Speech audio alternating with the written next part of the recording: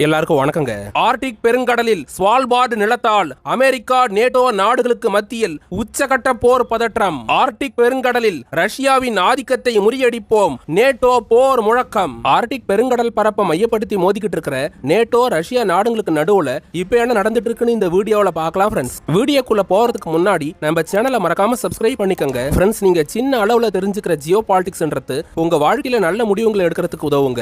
இப்போ வாங்க ஃப்ரெண்ட்ஸ், நம்ம வீடியோக்குள்ள போகலாம். ஐரோப்பிய கண்டத்துல நேட்டோ நாடுகளுக்கும் ரஷ்யாவுக்கு நடுவுல இருக்கிற பிரச்சனைன்றது இப்ப 2026ல இன்னும் பல மடங்கு அதிகமா இருக்குதுங்க. அதுலயும் இப்ப நேட்டோவோட கட்டுப்பாட்டுல இருக்கிற ஒரு நிலத்து மேல ரஷ்யா படையெடுக்க முயற்சி பண்றாங்கன்ற மாதிரி நேட்டோ நாடுங்க சொல்லிருக்காங்க. சோவியத் யூனியன் உடைஞ்சு 15 நாடுங்க பிரிஞ்சதுக்கு அப்புறம் ரஷ்யன் பெடரேஷன்ன்றது உருவாச்சுங்க. இப்படி உருவாக்கப்பட்ட ரஷ்யன் பெடரேஷன் 2000 ஆண்டுல இருந்து இப்ப வரைக்கும் சில நாடுங்க மேல படையெடுத்திருக்காங்க. ஆனா ரஷ்யா படையெடுத்த எந்த நாடுமே நேட்டோவோட உறுப்பினராகவும் இல்ல, நேட்டோவோட கட்டுப்பாட்டுல இருக்கிற நிலமாவும் இல்லங்க. 2008ல வந்து ரஷ்ய அதிபர் விளாடிமிர் புதின் ஜார்ஜியா நாடு மேல ஒரு 16 நாள் வரைக்கும் போர் நடத்தினாருங்க. அதுக்கப்புறம் அந்த போர்ன்றது பேச்சுவார்த்தை காரணமா முடிவுக்கு வந்திருந்தது. இந்த மாதிரியான சூழ்நிலையில 2010க்கு அப்புறம் தான் நேட்டோ நாடுகளுக்கும் ரஷ்யாவுக்கு நடுவுல இருக்கிற பிரச்சனைன்றது உச்சகட்டத்தை நோக்கி போக ஆரம்பிச்சதுங்க. இதுக்கு முக்கியமான காரணமே சோவியத் யூனியன் உடைஞ்சு ரஷ்யன் பெடரேஷன் உருவானப்ப அமெரிக்கா ரஷ்யா கிட்ட ஒரு உத்தரவாதம் கொடுத்திருந்தாங்க. ரஷ்யா கிட்ட இருந்து ஐரோப்பிய நாடுகளுக்கு எந்த விதமான பாதுகாப்பு அச்சுறுத்தலும் ஏற்படாத வகையில நாங்க நேட்டோ கூட்டமைப்பை வழிநடத்திட்டு வந்தாலும் அமெரிக்கா எக்காரணத்தை கொண்டும் நேட்டோ கூட்டமைப்பை எக்ஸ்பேன்ஷன் பண்ண மாட்டோம், இப்படியே தான் கடைபிடிப்போன்ற மாதிரி சொல்லியிருந்தாங்க.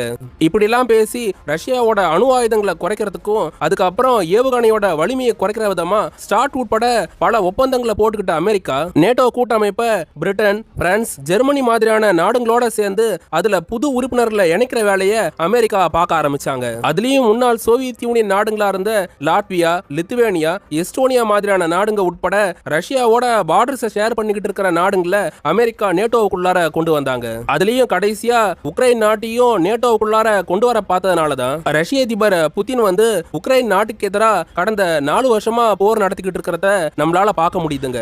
நேட்டோ நாடுங்களா ஒன்னா சேர்ந்து உக்ரைனுக்கு வெப்பன் சப்ளை பண்ணிட்டு இருக்காங்க.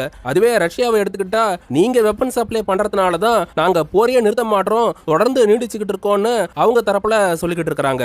இந்த பிரச்சனைக்கு மத்தியில இந்த 2026ல ஆர்டிக் பெருங்கடல் பரப்புல அமெரிக்காவோட தலைமையில இருக்கிற நேட்டோவுக்கும் ரஷ்யாவுக்கு நடுவுல புதுசா பல பிரச்சனைங்க ஏற்பட ஆரம்பிச்சிருக்குதுங்க. ஃப்ரெண்ட்ஸ், ஆர்டிக் பெருங்கடல் பரப்புல செவல்பார்டுன்னு ஒரு நிலப்பகுதி இருக்குதுங்க. இந்த செவல்பார்டு நிலப்பகுதின்றது நேட்டோ நாடுகள்ல ஒன்னா இருக்கிற நார்வே நாட்டுக்கு சொந்தமானதா இருக்குதுங்க. என்னதான் செவல்பார்டு நிலப்பகுதின்றது நேட்டோ நாடா இருக்கிற நார்வேவுக்கு சொந்தமானதா இருந்தாலும் அந்த நிலப்பகுதியில ரஷ்யாவுக்கு சொந்தமான ஒரு நகரமே இருக்குதுன்னா உங்களால அதை நம்ப முடியாதுங்க. ஆனா சோவியத் யூனியன் காலகட்டத்துல அங்க ரஷ்யாவுக்கு சொந்தமா ஒரு நகரமே ஏற்பட்டு போச்சுங்க. 32 நேட்டோ நாடுகளோட நிலப்பகுதியில ரஷ்யாவுக்கு சொந்தமா ஒரு நகரமே இருக்குதுங்க. பேரன்ஸ்பர்க்னு பெயரிடப்பட்டிருக்க அந்த நகரம் வந்து இந்த செவல்பார்டு நிலப்பகுதியில தாங்க அமைஞ்சிருக்குது. நேட்டோவோட நிலப்பகுதிக்குள்ளார ரஷ்யாவோட நகரம் எப்படி வந்ததுன்னு உங்களுக்கு கேள்வி எழலாங்க. இதுக்கான விடைன்றது சோவியத் யூனியன் காலகட்டத்துக்கும் முன்னாடி நாம போக வேண்டியிருக்குதுங்க. அதனால இந்த செவல்பார்டு நிலப்பகுதியை பத்தி நான் டீடைல்டா சொல்றேங்க. 62,000 சதுர கிலோமீட்டர் பரப்பளவு கொண்ட இந்த செவல்பார்டு நிலப்பகுதின்றது ஆர்டிக் பெருங்கடல் பரப்புல அமைஞ்சிருக்குது. மைனஸ்ல போற உடம்ப உரைய வைக்கிற அந்த பனியில மக்கள் தொகைன்றது ரொம்ப கம்மியா தான் அங்க இருக்குது. ஏறத்தாழ ஒரு 3000ல இருந்து 5000 பேர் தான் அங்க வாழறதா சொல்லப்படுதுங்க. முதலாம் உலக போருக்கு முன்னாடி வரைக்கும் இந்த நிலப்பகுதியில மனுஷங்க யாருமே குடியேறாம தாங்க இருந்தாங்க. அதுக்கப்புறம் வந்து நார்வே நாட்டோட கட்டுப்பாட்டுக்கு போன இந்த செவல்பார்டு நிலப்பகுதி சம்பந்தமா 1925ல அமெரிக்கா, பிரிட்டன் உட்பட 9 நாடுகளுக்கு நடுவுல செவல்பார்டு அக்ரிமெண்ட்னு ஒரு ஒப்பந்தம் ஏற்பட்டுச்சுங்க. இந்த ஒப்பந்தப்படி நேட்டோ நாடுகளோட ராணுவமோ இல்லனா மத்த உலக நாடுகளோட ராணுவம் இங்க எக்காரணத்தை கொண்டும் நிறுத்தப்படாது. நேட்டோ நாடா இருக்கிற நார்வேவுக்கு சொந்தமா இந்த செவல்பார்டு நிலப்பகுதி இருந்தாலுமே இந்த 9 நாடுகளோட குடிமக்களும் அதுக்கப்புறம் அந்த நாட்டோட ஆராய்ச்சியாளர்களும் அங்க தங்கறதுக்கு இந்த ஒப்பந்தம்ன்றது வழிவகுக்குதுங்க. இப்படிப்பட்ட நிலைமையில தான் இந்த செவல்பார்டு நிலப்பகுதியில 1970க்கு மேல சோவியத் யூனியனோட நிறுவனம்ன்றது அங்க கால் பதிச்சுது. அந்த காலகட்டத்துல செவல்பார்டோட பேரன்ஸ்பர்க் நகரத்துல சோவியத் யூனியனுக்கு சொந்தமான நிலக்கரி நிறுவனம் ஒண்ணு அங்க கால் பதிச்சுதுங்க. அந்த நிறுவனத்தை சார்ந்த ஊழியர்களும் அதுக்கப்புறம் சோவியத் யூனியனோட அதிகாரிகள்லாம் ஒப்பந்த பிரகாரம் அந்த இடத்துல வந்து பணியாற்ற ஆரம்பிச்சாங்க. என்னதான் பனி போர்ல அமெரிக்காவுக்கும் சோவியத் யூனியனுக்கு நடுவுல நிறைய பிரச்சனைங்க இருந்தாலுமே செவல்பார்டு நிலப்பகுதின்றது ஒரு டீமிலிட்டரைஸ்டு ஜோனா இருந்ததுனால எந்த பிரச்சனையும் இல்லாம சோவியத் யூனியன் ரஷ்யாவும் அங்க கால் பதிச்சிருந்தாங்க. அமெரிக்காவும் அங்க ஆராய்ச்சி மாதிரியான விஷயத்துக்காக செவல்பாடுல அவங்களோட ஆட்களை அனுப்பி வச்சிட்டு இருந்தாங்க. இப்படிப்பட்ட நிலைமையில 2020 வரைக்குமே இந்த செவல்பாடு நிலப்பகுதியில அமெரிக்கா அதுக்கப்புறம் நேட்டோ நாடுகளுக்கு நடுவுல எந்த பிரச்சனையும் இல்லாம தாங்க இருந்தது. எப்ப உக்ரைன் போர் தொடங்குச்சோ அதுக்கப்புறம் தான் ரஷ்யன் பெடரேஷனோட கவனம்ன்றது இந்த ஆர்டிக் கடல் பகுதியை நோக்கி திரும்பிச்சுன்னு டிஃபென்ஸ் எக்ஸ்பர்ட்டுங்க சொல்றாங்க. ட்ரம்ப் ரஷ்யா மிரட்டன்ற பேர்ல அந்த நாட்டை சுத்தி வளைக்கிறதுக்காக அணுசக்தி நீர்மூழ்கி கப்பலை அனுப்பி வைக்கிறதுல தொடங்கி ரஷ்யாவுக்கு எதிராக நேட்டோ சொன்ன மாதிரி புதுசா ஆயிரக்கணக்கான பொருளாதார தடைங்களை அமெரிக்கா அப்போ விதிச்சிருந்தாங்க. அதுலயும் முக்கியமா ரஷ்யாவோட பொருளாதாரம் இயங்கிட்டு இருக்கிற அந்த நாட்டோட கச்சா எண்ணெயை மற்ற நாடுகளுக்கு ஏற்றுமதி பண்றதுக்கு ட்ரம்ப் கடுமையான பொருளாதார தடைங்களை விதிச்சிருந்தாருங்க. அதே மீறி தான் இந்தியா மாதிரியான நாடுங்க ரஷ்யா கிட்ட இருந்து கச்சா எண்ணெயை தொடர்ந்து இறக்குமதி பண்ணிட்டே இருந்தாங்க. இதனால இந்தியாவுக்கு கூட அமெரிக்க அதிபர் ட்ரம்ப் 50% வரி போட்ட மாதிரியான காரியத்துல அவர் ஈடுபட்டாருங்க. இது மட்டும் இல்லாம நேட்டோ நாடுகளோட பேச்சு கேட்டு உக்ரைனுக்கும் ஆயுதம் சப்ளை பண்றத அமெரிக்கா தொடர்ந்து பண்ணிட்டு தான் வராங்க. இந்த மாதிரியான நிலைமையில 2025ஓட இறுதி காலகட்டத்தில் அமெரிக்கா நேட்டோ நாடுங்க மூலமா ஆர்டிக் பெருங்கடல் பரப்புல அவங்களோட மிலிட்டரி பிரசன்ஸை அதிகமாக்குறதுக்குமே உத்தரவிட்டு இருந்தாங்க. ஆர்டிக் பெருங்கடல் பரப்புல அங்க இருக்கிற தீவுங்க அதுக்கப்புறம் அந்த கடல் பகுதியில அதிகமான உரிமையை வச்சிருக்கிற நாடு எதுன்னு பாத்தீங்கன்னா அது ரஷ்யா தாங்க.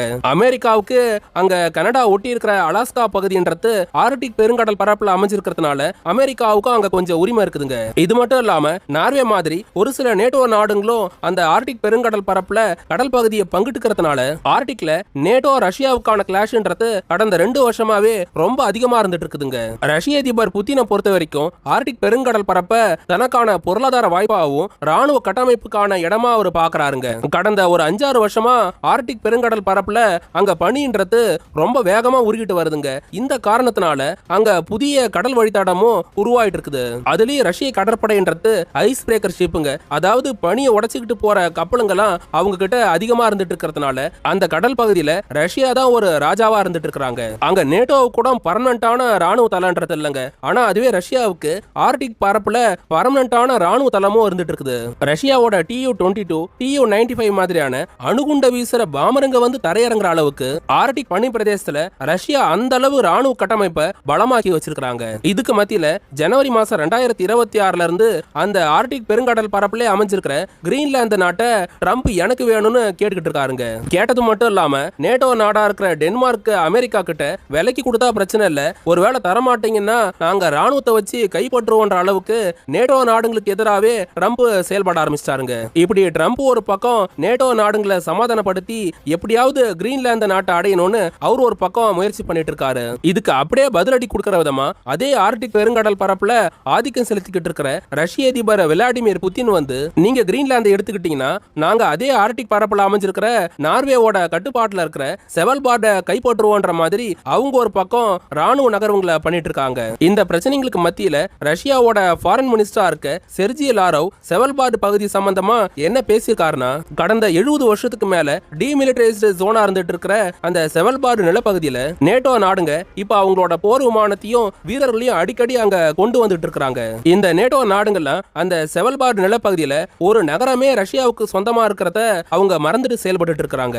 ஒப்பந்தப்படி அந்த செவல்பார்டை டிமிலிட்டரைஸ்டு ஜோனா வச்சிருக்கிற வரைக்கும் எந்த பிரச்சனையும் கிடையாது. அதுவே அமெரிக்கா அங்க இருக்கிற கிரீன்லாந்து நாட்டை கைப்பற்றுவேன், செவல்பார்டை என்னோட கட்டுப்பாட்டு கொண்டு வருவேன்னு நினைச்சாங்கன்னா ரஷ்யன் பெடரேஷன் அதை பார்த்துக்கிட்டு ஒன்னும் சும்மா இருக்காது. எங்களோட ராணுவத்தை பயன்படுத்தி செவல்பார்டு நிலப்பகுதியை கைப்பற்றுவோன்ற மாதிரி செர்ஜி லாரோவ் நேட்டோவுக்கு எதிராகவும் ட்ரம்புக்கு எதிராகவும் பேசியிருக்காருங்க. இது ஒரு பக்கம் இருக்க ரஷ்யாவோட Tu-22 பாமர்ஸ்ங்க, அதுக்கப்புறம் Su-30 Su-35 மாதிரியான போர் விமானங்கள் நேட்டோல உறுப்பினரா இருக்க பால்டிக் நாடுகளோட வான்பரப்புக்குள்ளார நுழைஞ்சிருந்ததுங்க. இது தற்செயலா நடந்திருந்தாலும் இதனால கொதிச்சு போன நேட்டோ ரஷ்யன் பெடரேஷனோட ஆர்டிக் பிராந்தியத்திலையும் அதுக்கப்புறம் ஐரோப்பாவிலையும் போரிடுறதுக்கு நேட்டோ ராணுவம் தயார்ன்ற மாதிரி அவங்க மிரட்டல் விடுத்திருக்காங்க. ஆர்டிக் பனி பிரதேசத்துல நேட்டோவும் ரஷ்யாவும் மோதிக்கிட்டு இருக்கிறத பத்தி நீங்க என்ன நினைக்கிறீங்கன்றத கமெண்ட்ல பதிவு பண்ணுங்க. இதோட இந்த வீடியோவை முடிச்சுக்கிறேங்க. ஃப்ரெண்ட்ஸ், நாங்க டெய்லியும் ஜியோ பாலிடிக்ஸ்ல வர நிறைய தகவல்களை ஆர்டிகல்ஸ் மூலமா படிச்சு ரிசர்ச் பண்ணி அதுக்கப்புறம் தான் உங்களுக்கு நாங்க வீடியோஸா கொடுத்துட்டு இருக்கிறோம். எங்களுக்காக நீங்க பண்ற பெரிய உதவி என்னன்னா சப்ஸ்கிரைப் பண்றது தாங்க. எங்களுக்கு சில நண்பர்கள் யூடியூபோட சூப்பர் தேங்க்ஸ் ஆப்ஷன் மூலமாவும் அதுக்கப்புறம் QR கோட் மூலமா உதவி பண்ணிட்டு இருக்காங்க. நீங்களும் உதவ நினைச்சீங்கன்னா இந்த வழிகளை பயன்படுத்தி உதவி பண்ணலாங்க. உலகத்துல தேவையில்லாம போர் நடத்திக்கிட்டு இருக்கிற வல்லரசு நாடுகளோட அதிபருங்க போருங்களை அடியோட கைவிட்டு மக்களுக்கான அடிப்படை தேவையா இருக்கிற கல்வி, உணவு, மருத்துவ மாதிரியான விஷயத்துக்கு முக்கியத்துவம் கொடுக்கணுங்க. அடுத்து ஒரு டிஃபென்ஸ் ஜியோ பாலிடிக்ஸ் தகவலோட நாளைக்கு உங்களை வந்து சந்திக்கிறேன். அது வரைக்கும் உங்ககிட்ட இருந்து விடை பெறுவது ஆல் இன் தமிழ்.